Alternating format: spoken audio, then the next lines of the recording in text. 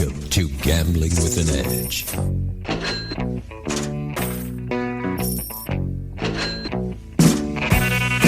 now, here are Bob and Richard. Good afternoon. Welcome to Gambling with an Edge. I'm Bob Dancer. And I'm Richard Munchkin. Our guest today is Michael Dalton, longtime gambling, mainly blackjack, author and publisher, founder of the Blackjack Review. Michael Dalton, welcome to Gambling with an Edge. Bob, Richard, it is a pleasure and honor to be here. I have listened to just about every single one of your programs over the years. And luckily, I'm about 30 minutes away from a poker room, and I go every week, and that's when I listen to it. So half the show on the way down and half the show on the way back? That's exactly right. All right. So if we put the commercials in the middle every time, then you could skip them easier. But nobody skips the commercials, Bob. That's an important part of the show. Everybody listens to Well, those. there is on my phone, there's a little 15-second button you can press. Uh-huh. That's a little advantage play technique, you know. You sounds like you've been known to use that. All right. So how'd you get started in blackjack? Oh, it was back in probably the mid '80s. Like everybody else, you go to a casino, you see blackjack, looks interesting, but for me, it was fascinating because after doing some research, I discovered that you can get break even in the game, maybe even make some money playing this game with the right strategies. So that's when it was actually began when. So I worked for NASA back 1978 is when I joined NASA, and As what? as my degree was in space science and physics, and so when I started, I was on the launch team in hydraulics for all I don't know how I ever got into hydraulics, but eventually I moved my way up into space shuttle avionics engineering, and then later in my career I did mostly computer programming and software development. Java, C++.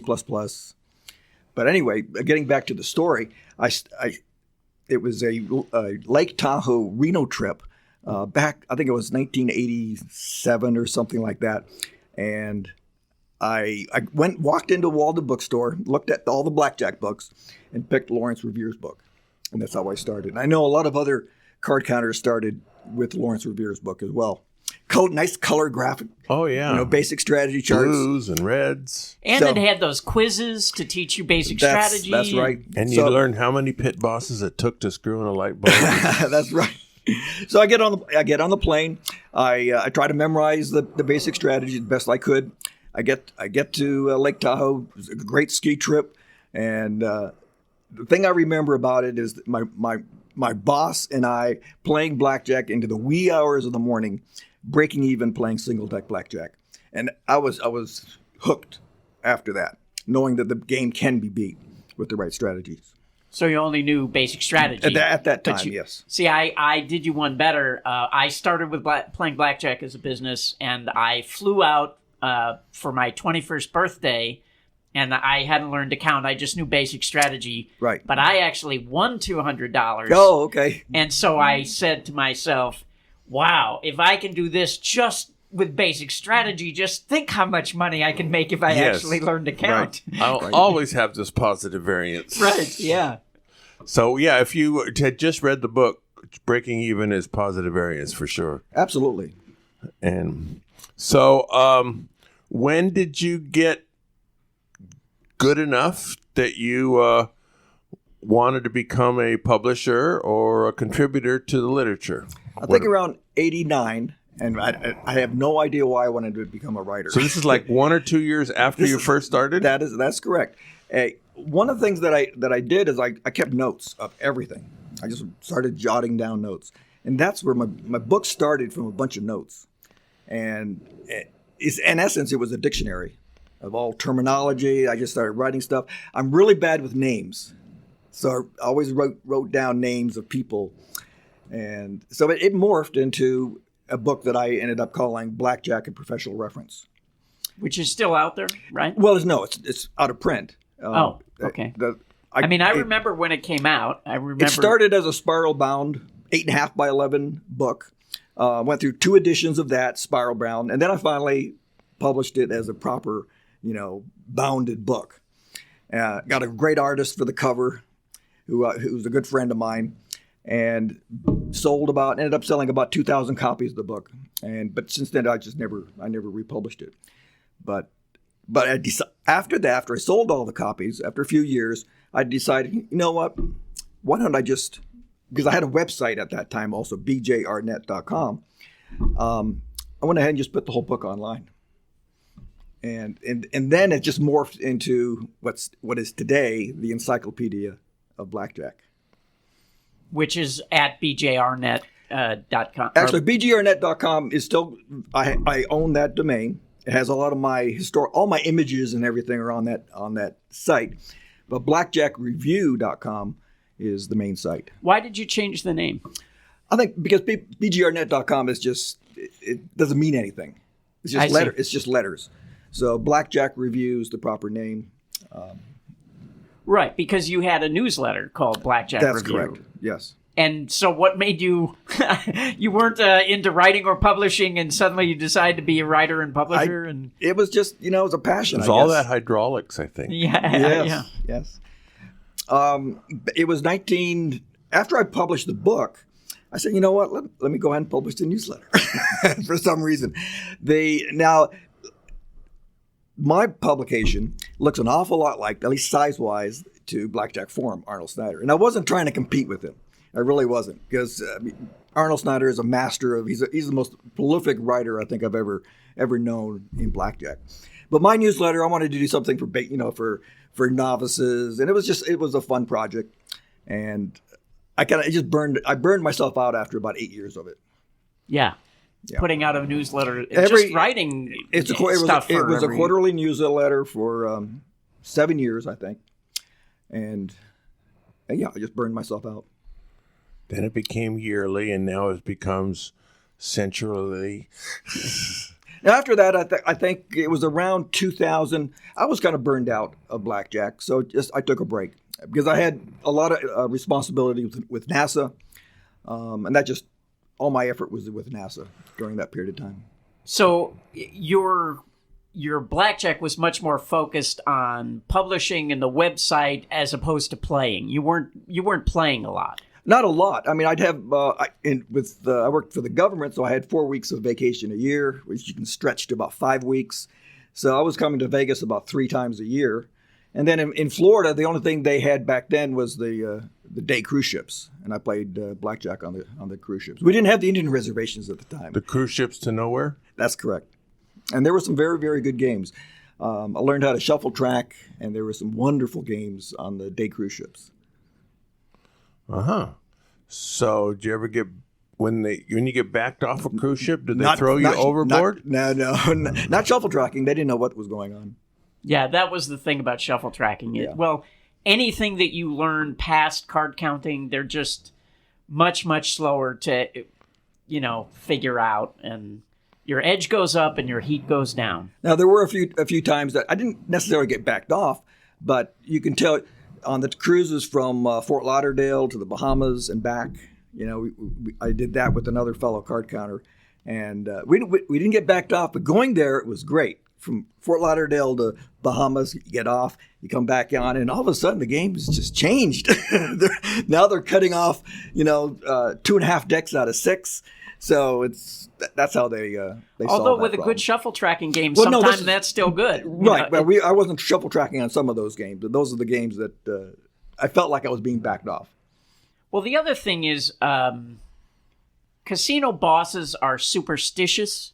So when someone is winning, they do things to change the game, which usually don't mean anything other than maybe give them some psychological feeling that they've done something. So they will change the cards, or in craps, they might change the dice. And sometimes in blackjack, they would change the way they shuffled the cards, which accidentally turned out to do something. So they could ruin the game by doing something that normally is just superstition, but they accidentally found a way to thwart you. Although sometimes they would change the shuffle and it would get better. So, yeah, but that was just something we had to deal with back in the days when there were lots and lots and lots of single pass shuffles. I wrote a report back then called the cruise ship report, I think it was called, and in that report I put together a little shuffle tracking technique, and I the acronym was Shuffle Enhancement and Cutting Technique, SECT. And you couldn't make it SEX to make it sell better. The technique was on these cruise ships. They shuffle exactly the same way. You could turn your head, if you knew the end count of the beginning count, if you knew the segment counts, right? You could turn around, go to the bathroom, come back, right? Just at the time they have the cut card. And luckily, hopefully, you want to get the cut card. And even if you didn't, at least you know kind of where, how to play the shoe. But if you got the cut card, you can cut the good cards into play. Yeah, right to the front. Without even being there at the table watching the shuffle. Yeah. That was amazing. So the dealers were trained so well that they all did the same. Exactly, yes. That sounds unusual to me. Another thing that was one of my favorite things to do was there were some casinos that if you walked away from the game, they would, spread the cards out on the table and wait for a player, right? Right. So that would ruin this technique, yes, but it wouldn't. Yeah. This for some casinos, you would get a big chunk of tens and aces, and you would play it through, and so now it's sitting in the discard rack, and there's 30 or 40 cards, right, that are all with a big count of tens and aces. So now you would stop playing, go to the bathroom, you would watch the dealer, they would take all the cards out of the shoe, put them on the top, pull the 6 decks out, and spread them on the table. So now you know that the bottom of one of those spreads has 30 or 40 tens and aces. So you would come back 5 minutes later, watch them shuffle the cards, cut those cards to the front again, and be able to play them again. So, yeah, it was... and sometimes you could have tables next to each other and just go back and forth and keep playing these great sections of tens and aces and then get up and move back to the next table. So... Unfortunately, I didn't make huge amounts of money playing. Even though I did make money. It wasn't, I'm not a Colin Jones who could right. bet No, it was thousands more of an dollars. avocation and That's right, yeah. exactly.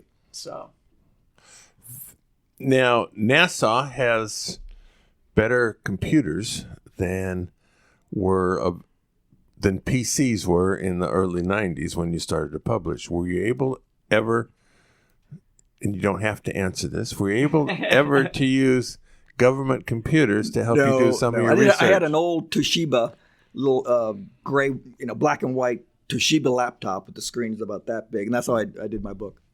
yeah. So you weren't running any numbers. You weren't analyzing. No, well, I did. I used Emming software back in the day, and SBA, Statistical Blackjack Analyzer. Right. Which was much better and it was easier much to better. use than Emmings. I was really sad that when Emming, the last piece of software that he was writing on, and then it's called the Universal Blackjack Engine. Yeah. And then all of a sudden, we just never heard from him anymore. Yeah, he dropped off the face of the earth. Yeah. I know I have some rumors, but I would not want to, say anything about that. Now, NASA is a government agency. Were there any static because you were now gambling and that's not politically correct or anything like that? The most awkward time when you had to go through a security clearance. This is back in the day when the Air Force was trying to merge in with NASA. So everybody had to have, top secret clearance. So I'm being interviewed. And of course, at that time, I had just written my book. So I had to kind of explain that I'm a blackjack author and I wrote this book and I count cards and things like that. So that was a little awkward, but I got through my security clearance. And they didn't think it was illegal. That's right, exactly. So many people, that's the first thing they say, crony cards. Isn't that illegal? Yeah. And they didn't think it was immoral. All right. So, Blackjack Review. This is now your website. You've had, what kind of stuff is on the Blackjack Review? Well, today it's practically everything. A little bit of, not everything, but a little bit of everything you will find. If you're looking for something regarding the blackjack, I bet you can find it on my site. I really do. I mean, it's the encyclopedia of blackjack. That's what I'm calling it. Everything from history of the game, which I really began in 2016. I really wanted to add more personality, people in the blackjack world, and the history of blackjack. But So at the Blackjack Ball, which happened recently, and Richard, that's where Richard and I met you, there was a question on the history of blackjack coming from Spain or Italy years ago. Did you happen to get that one right? I got the Spain one was correct, I believe. Yeah, good. So, your site, doesn't it have it has a lot of the results of the various blackjack balls over the years, It right? does. Matter of fact, it has. I've asked Max this, and I think I've asked you this too. I have the date of the very first blackjack ball, but then I don't have it until like the 11th. Yeah, I don't know that anybody kept track. And part of the problem was when the ball first started, I think it was on the Saturday in between in between Christmas and New Year's. So, and at then some point, and the reason was that all of the blackjack teams would come to town for New Year's Eve because it's such a big weekend. But then at some point it shifted to later in January, and then now it's shifted later in February. But so there may be a gap in the year, and then a year where there were actually two balls in the same calendar year because it got shifted. So, yeah, anyway. But yes, those dates are lost in history unless somebody kept a diary or something. I did ask Max's son about the possibility of getting that information too. So who knows? We'll see. Yeah. See, Bob and I both do this thing called homework for life, that if we had been keeping it for 24 years, we would know the date of these balls. Right. But yeah, as I say, No, Richard would know the date of the balls. I was not always welcome at the balls. Oh, well, that's true, yeah. It's not that you weren't welcome, you just weren't known. So. Oh, there was times I wasn't welcome. Oh, okay. When I talked to, I did consulting for casinos. And when I was behind the door talking to a casino GM, players didn't know if I was outing them or not, and they always feared the worst. And so if I'm talking to a casino executive, they didn't want me seeing the faces of the advantage players. So when we started doing this show, Richard said, thankfully, I really don't think Bob is outing players, which is true.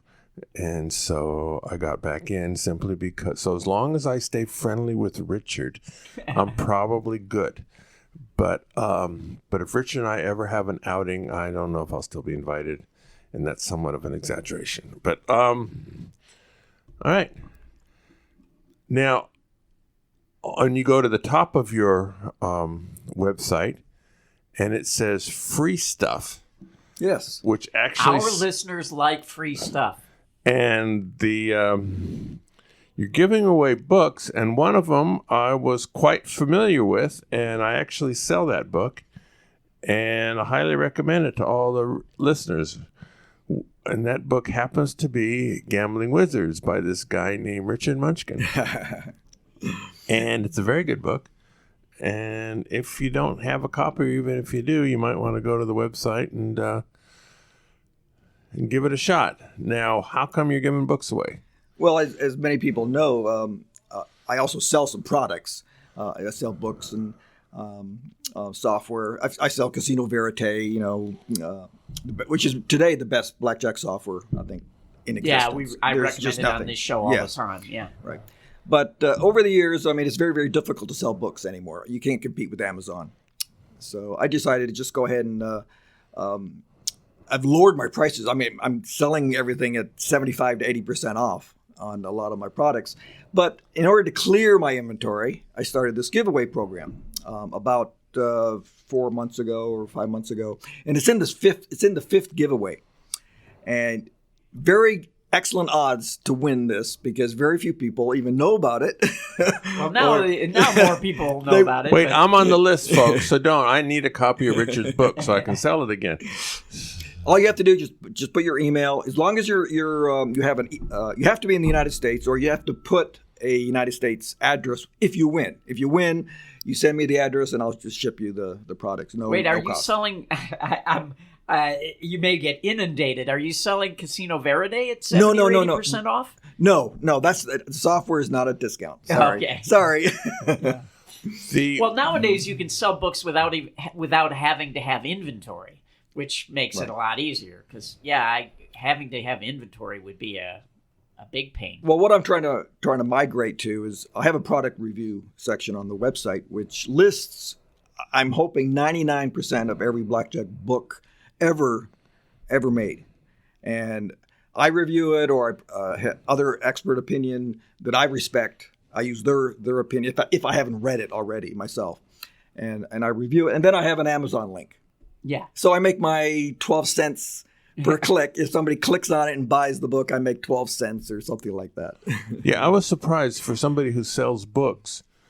Like, you have a list of the 10 greatest blackjack books, which were, and I looked at the titles, I was going, yeah, if I had to pick titles, I would probably have at least 8 of those. So, I mean, there's no real argument on that they're good. But you sell books, but there's all the link to Amazon. I'm going, he doesn't have any inventory of those. So, Well, trying to get rid of inventory. I'm trying to get rid of inventory. That's exactly right. no, but if he's trying to get rid of inventory, he wouldn't link to Amazon. No, obviously I've he come doesn't to have those books. Well, in his inventory. even the books that I do have, because my goal is to get rid of all my inventory, and I'm giving it away pretty much. So with that, I figure within 2 years I'll probably, be empty of inventory. Yeah. Uh-huh. Maybe much faster after this show. Well, he's maybe, yeah, because people who want to get their build up their library inexpensively, that's a good approach. The best, when you go to my website, I recommend you click on What's New, the What's New button, and that tells you what the latest blog is. And under that, it'll say free stuff. You can just click on the free stuff, and then there's an itemized list of all the updates that I do on a regular basis. So, are you writing an article for the site about the blackjack ball? I may. I haven't decided yet, but I know Tamurin usually does the main article, and I'm not sure. Bob always does one, and Henry wasn't there this year, right? No, but he couldn't be there.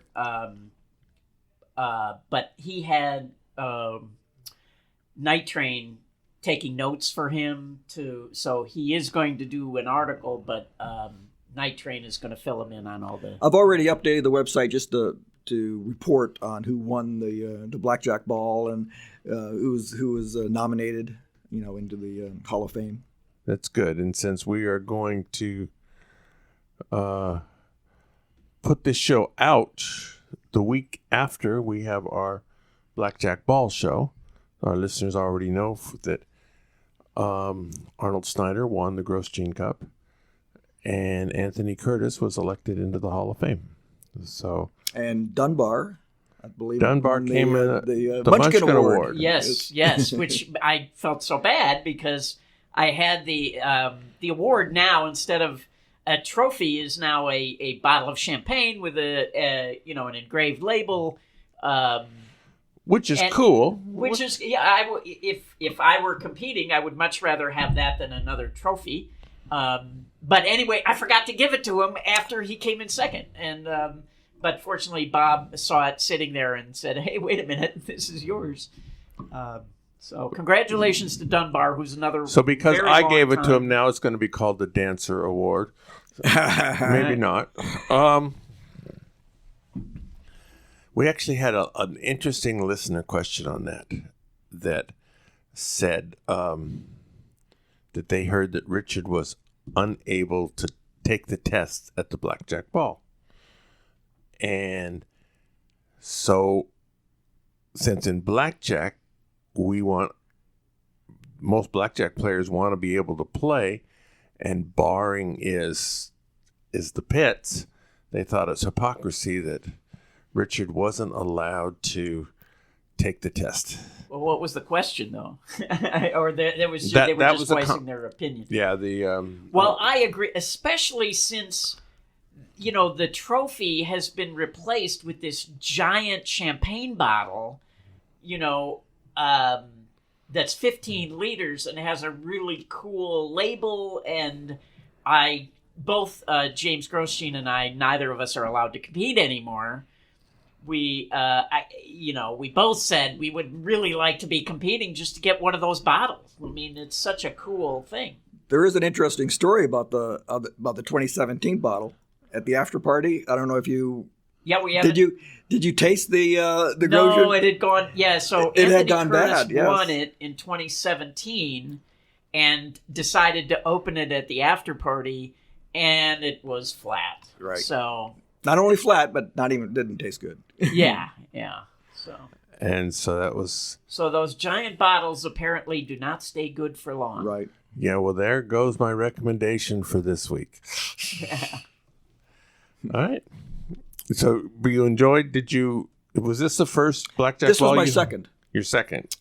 I believe I was there in 2018. And so you knew a lot of the faces. I did. First time to meet Dr. Ed Thorpe and Bryce Carlson. Pretty cool. You'd published some of Bryce's stuff, didn't you? Yes. Several articles back in the 1990s. Very good.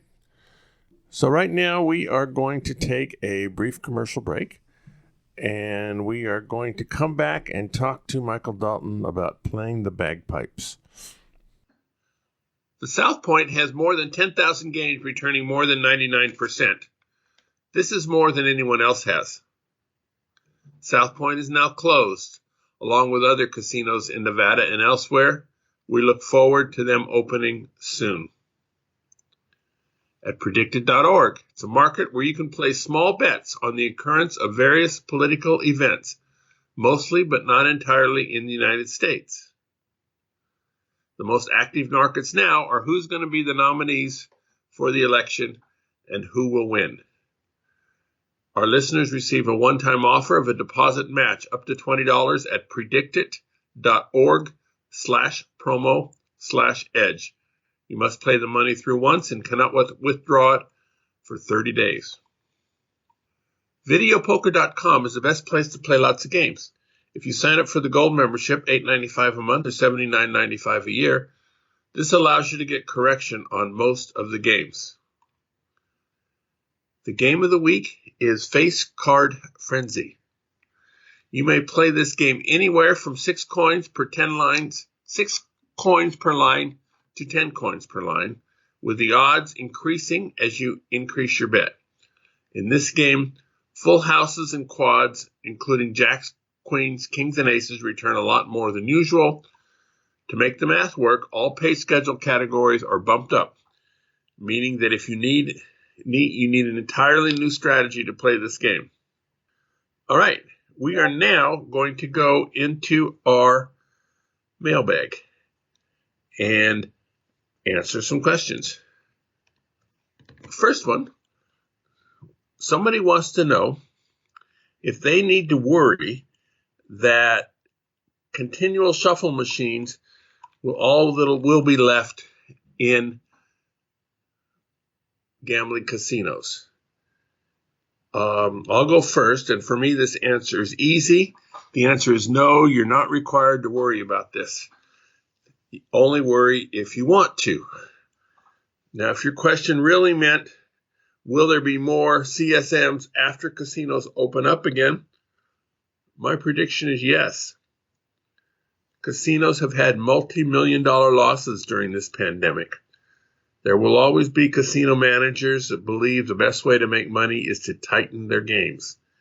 And CSMs are a way to tighten their games and to protect against people like us. Richard. Well, I'm going to take the other side. I'm going to vote no, just because I don't think one thing has anything to do with the other. And CSMs are expensive, so they're added costs. And players have shown that they don't like them, which is why they have not spread more than what they have already.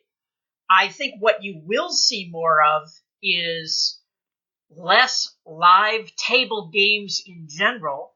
You'll see more, video table games where there's not a live dealer.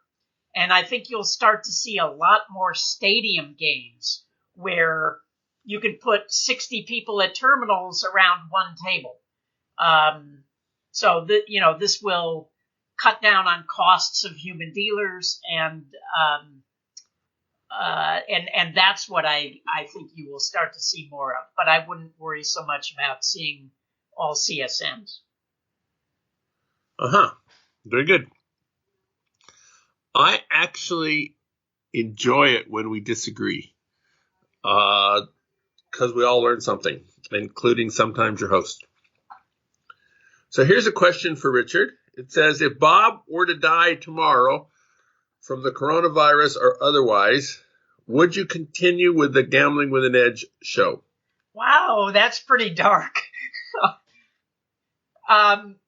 Well, yeah, I would certainly try, and I assume Bob would continue on if I could no longer do the show. So, I think we are a really good partnership because the parts that I find easy and don't mind doing are the parts that he doesn't find easy and find difficult, and vice versa. So,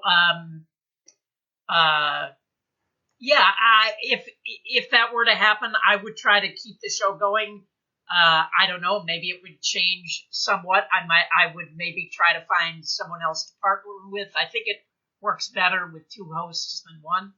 But God, I don't, I hadn't really thought about it. And don't really like thinking about it. I don't know. What about you, Bob? What would you? Well, he did say that he wanted the same question for me, and the question was if Bob were to die tomorrow. And so the answer is easy. If I were to die tomorrow, I would definitely not continue with the Gambling with an Edge show. However, well, you're really a smartass today, aren't you? If Richard were to die, I would like to continue it. I actually thought when I heard this question about who would be a good co-host. At the top of my list is Anthony Curtis. Although we need a lot more guests because he fills in as a guest a whole lot of times. But he would seem to be the perfect host for this. He is so busy with his other things, and he has other things that pay a lot more, and this pays nothing. But if he were available, he would be my backup co-host if Richard were gone. And I'm hoping Richard and I get to do this for another 10 or 20 years.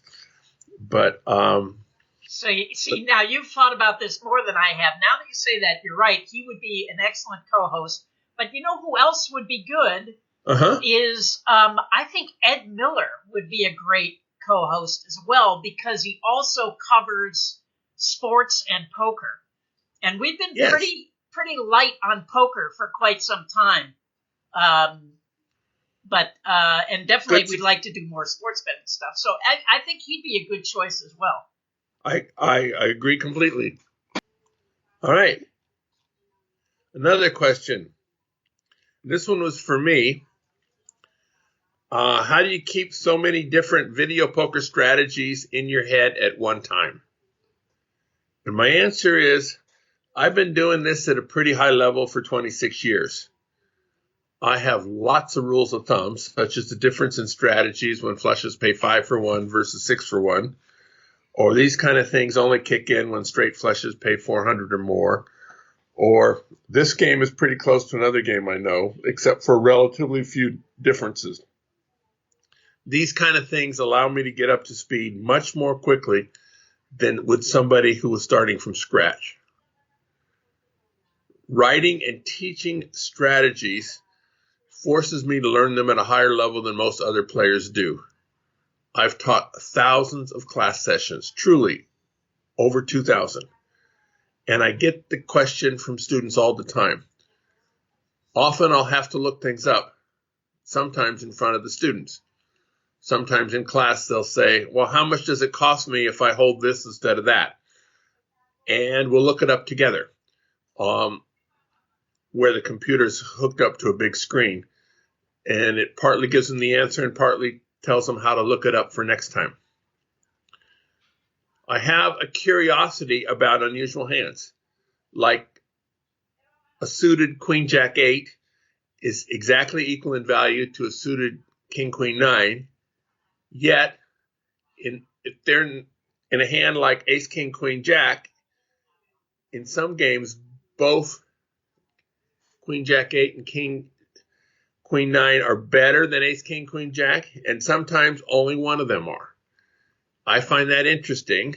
When the first time I discovered it, I didn't know why. And so I figured it out, written a couple columns about it. Even if you have no desire to publish or you're not particularly good at writing things down to explain why this strange hands is different from that strange hands is a beneficial exercise. I keep an advanced strategy file, and I review them as necessary. Recently, I learned of a good $5 game that had a sizable bonus situation for seniors, 1 day a month. I knew the game years ago, but haven't played it in maybe 8 years and was no longer competent at the professional level. I studied the game for 2 hours before I went in and played. They will probably have the same situation when the casinos open up again. I'll review it for a half hour next time, and the month after that, maybe 10 minutes. And then I'll have it so long as I will play monthly or more. In case you're wondering what the game is, I'm not interested in sharing that information. Pardon? No, I'm sorry. Go ahead. I thought you were done. Go ahead. Since I mostly play in Las Vegas, I usually know what game I'll be playing before I leave the house. This is a very different situation than road warriors who are in a different casino every day and have to be ready for everything. Although I can get up to speed in about 40 games in less than 2 hours, I probably only have 6 to 10 at a professional level with me at 100% of the time. Yes, Richard, now I am done. It just reminds me of often actors get the question, how do you remember all those lines? And just like this, like anything, it just requires work, right? I mean, that's the thing that a lot of people don't understand about gambling is it requires effort and homework. And you do your homework, and that's how you become good at things. Yeah, the James Grothstein books, whether it is the later edition or the earlier edition, have lots and lots and lots of tables in them for what to do if you run into this particular situation. I would not be able to remember all those tables. I would have to find the game and then go review what I needed to learn. And there are probably people who do it all the time get pretty good at several of those games. But I don't think anybody, even James, has them all down so that whatever comes up, he's ready for it. He has to prepare for any of the games. Right. And also, what's difficult about that book is just remembering what charts are even in it. Because numerous times I have asked him, hey, do you have numbers for such and such? And he'll be like, yeah, it's in the book. And then, often he'll be able to tell me the page number. But so, yeah, just remembering all that's in the book and what isn't in the book is a lot to remember in itself. Okay, here's one mainly for Richard. A player had his first big blackjack win, a little over $13,000. He did not cash out the chips as he was unsure what structuring is and how big of a deal it is to have a CTR? So having a CTR is no big deal at all. That is not a problem. The problem is that getting the CTR gives the casino your information, which you may not want. So, first of all, I've said many times on the show, my policy is to not cash out after any big win. Actually, usually I don't cash out at the end of any session. So, if something bad is going to happen, it's often going to happen at the cashier's cage where they're going to get a good picture of your face. So, so structuring is you deliberately cash out less than $10,000 in order to avoid a cash transaction report. So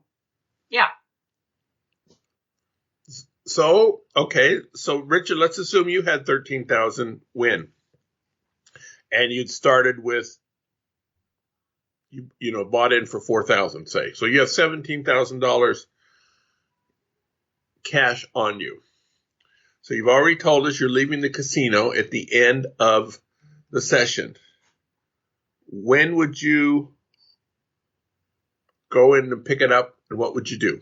Well, usually I would hang on to those chips to play that casino again.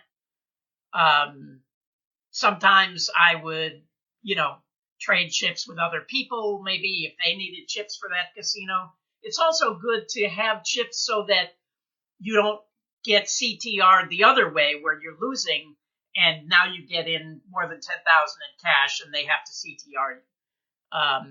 But the CTRs themselves, I make it a point of having transactions purposely over 10,000, for example, at my bank, just so that I will get a CTR, so that I have a record of having large cash transactions in case I ever get audited or things like that.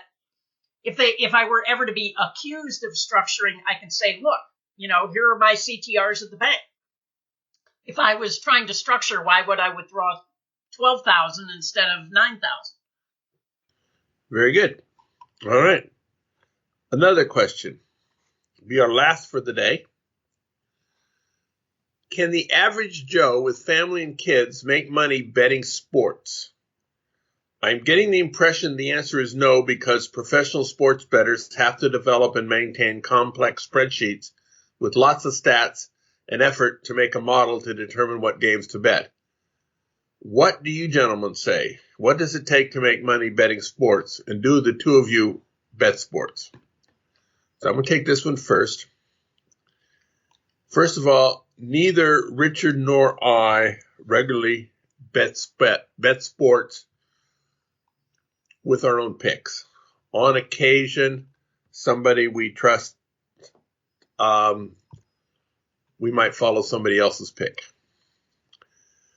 That said, the average Joe is probably not going to make it as a professional gambler no matter what game he's playing. APs tend to be brighter than average. They dedicate a lot of time and resources into how they're going to win.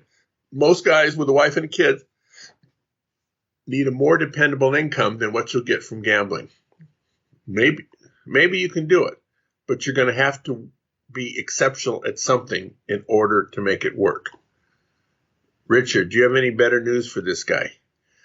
Well, if you look at big sports bettors, like Spanky, who's been on the show a couple of times, he has a wife and kids, I believe. I think many professional gamblers have wives and kids, and it's like any profession, you have to, delegate your time in a way that works, that makes it all work. Now, are you talking about having a wife and kids and a full-time job? Well, that makes the whole thing a whole lot tougher because you have to have hours to devote to whatever it is you're trying to do. So is it possible to have a wife and kids and bet sports for a living? Yeah, absolutely. It is possible. But, it's gonna take a lot of hard work the way anything else would. Yeah, the part of that question that I was focusing on is when he said an average Joe. Oh, yeah. Well, yeah, the question is, how are you going to get your eggs? Yeah, I would not classify Spanky as an average Joe. No, that's true. Yep. All right. It's been fun. Keep your questions coming in at gamblingwithanedge@gmail.com, or Richard has a Twitter account, RWM21. Is that right? Yep, that's right. Or you can find us on Facebook at facebook.com/gamblingwithanedge. And many of you have our email addresses. So keep them coming, and we'll keep them answering them. It's been fun. And now we're going back to Michael Dalton. All right. So, Michael, I don't know that we've had a bagpipe player on this show before. And are all bagpipes the same? Are these Scottish bagpipes or Irish bagpipes? No, or is there a different? Or? I think there is a difference, but these are Scottish bagpipes. I belong to a Scottish pipe band. I've played the bagpipe since I think I was 15 years old. So why? I mean, how did you get into that? I'm half Scottish. I'm half Scottish and half Armenian. Bob Narcissian is half Armenian, so we have something in common. But I learned my sister learned how to Scottish dance, and back then I was just a kid, and we were always involved in the bagpipe community and stuff. So I decided, you know what, she's dancing, I'm going to learn how to play the bagpipes, and I love it today. So do you eat your haggis with hummus? Oh no! Yeah, it's funny because it's some of the best food in the world and some of the worst food in the world for me. So I love Armenian food, but Scottish food is. Yeah, not. You haven't had haggis until you've gone to Scotland and had it on the mile where the castle is in Edinburgh at one of those bars. It is.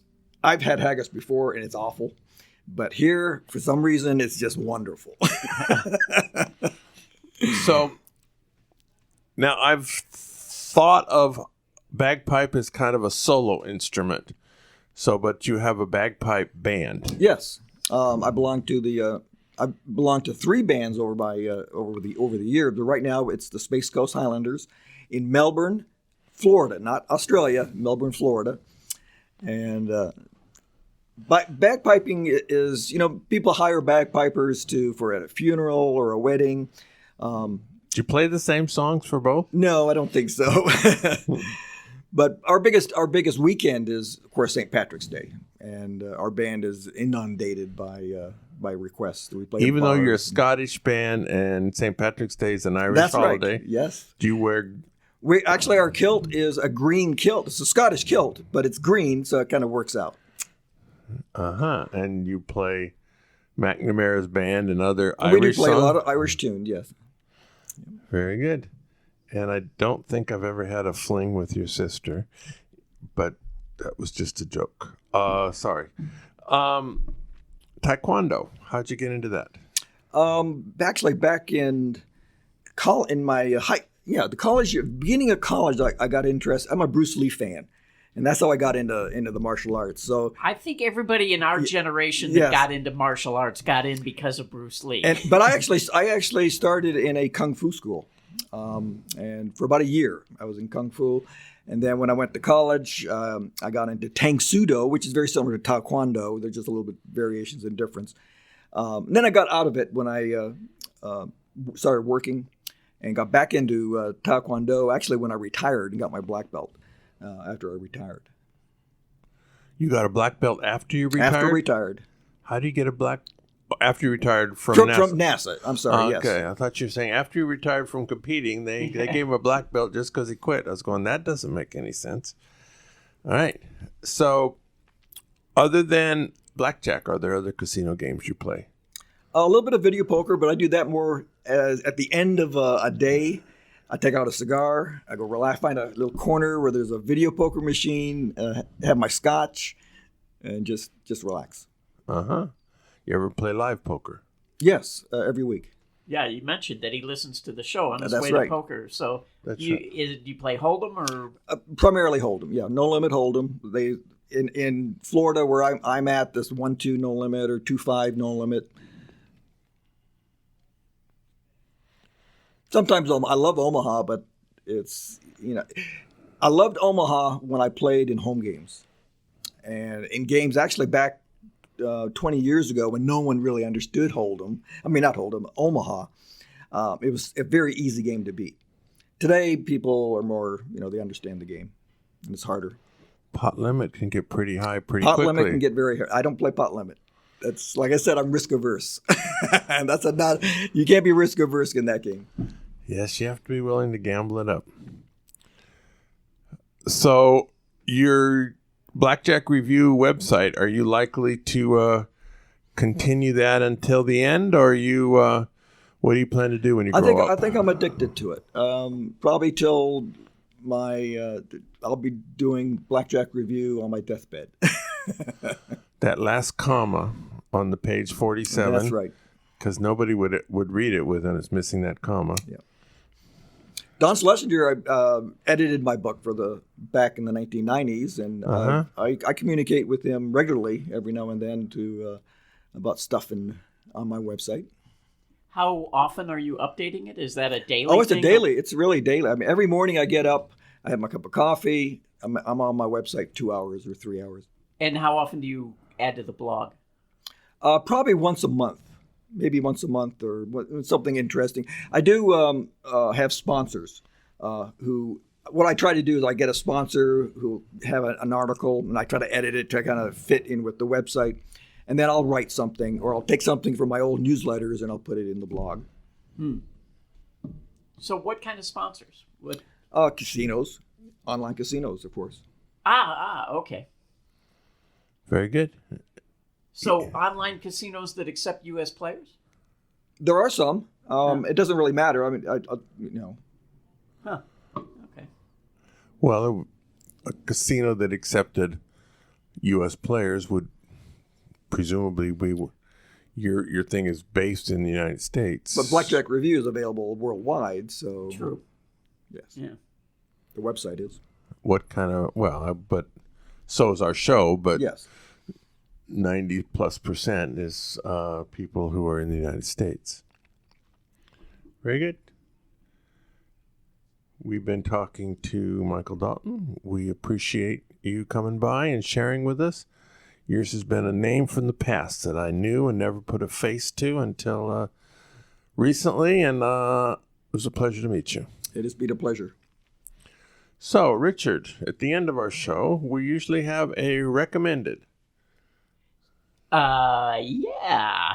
So I have something to recommend that I haven't actually read yet, but I'm really excited. Steve Forte has written this enormous 2-volume book about cheating at cards. And it's called something like 40 Years of Cheating or something like that, spelled Forte, like his name. And I am eagerly waiting for this to arrive in the mail. It's supposed to arrive tomorrow, actually. So I'm going to recommend it without even having seen it yet, just because his book on casino game protection was so good. Yes. I just know this is going to end up being the definitive work on card cheating. You know, for 100 years, the book that everyone goes to is called Expert at the Card Table by Erdenez. And I think this book will blow that out of the water. I think this will be the book that magicians go to for all things. Sleight of hand and things? Yeah, absolutely. So my recommendation is a book. I was going to say, if you win a bottle of champagne, you ought to drink it in a week, because that was what we learned at the Blackjack after party. You should drink it within a year, but Richard rudely ruined that. So I have to come up with another one. And right now I am reading a book written by a future guest on this show. Bob Watchel was on the show not too long ago. He's a backgammon player, author, publisher, and he has a 2-volume set called the Chronicles, which is it's a series of articles written about backgammon. So I just read the first article last night called The Art of Chouette, where Chouette is a form of backgammon played by more than 2 people. And he discussed it, and I've played in thousands of Chouettes years ago, and I learned stuff. It's like, I wish I had read this before I was playing in those Chouettes. So it was quite interesting. And he's a good writer, and there's lots more chapters I haven't read yet. So I actually am also reading that book. Well, I'm reading the 2nd volume at the moment. And, yes. I've mentioned on the air many times that I like blackjack books where there are stories involved, not just here's the chart, here are the numbers. So what I like about the book is that there are a lot of stories about going to this tournament. He competed. There's this event called the Danes Against the World. Yes. The best players in the world are from Denmark, and so they hold this tournament where they take their best players against all the other best players from whatever country and put together a team. And Bob was on the team, and so he chronicles various years. And there are always problems that came up during the match with positions. And anyway, so yeah, I agree. He's a good writer, and it's definitely keeping my interest. So for backgammon players out there, if you don't have Bob's book, yeah, I would recommend that as well. Yeah, probably in the future they should have the Japan Against the World, because the top 2 players, Mochi and Michi, are both from Japan. Well, on the years that Bob was writing about, Mochi and Michi were both part of the world team. So, but the Danish players feel like, as a team, they're so much better than everyone else in the world. You know,